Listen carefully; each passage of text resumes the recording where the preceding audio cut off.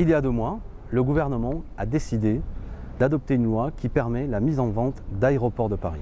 Je n'étais pas d'accord avec cette décision.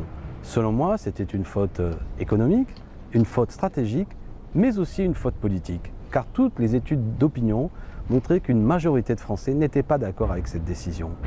Pour autant, l'affaire n'est pas complètement finie. Nous avons réussi à obtenir la possibilité qu'un référendum ait lieu afin que l'ensemble de nos concitoyens se prononcent sur cette décision.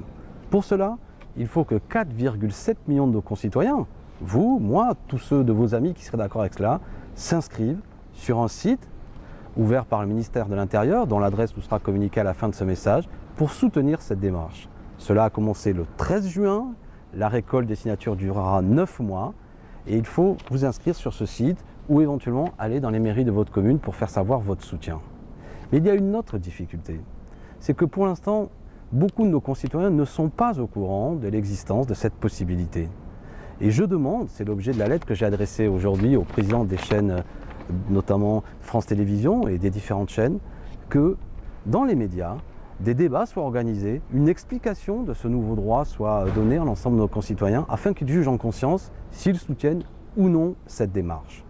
Si vous en êtes d'accord, je vous demande bien sûr de vous inscrire aux côtés des 340 000 déjà de nos concitoyens qui depuis le 13 juin se sont engagés à demander ce référendum et puis aussi à vous adresser par différents messages aux différents médias pour leur dire organiser des débats, organiser des messages télévisuels qui expliquent ce processus nouveau.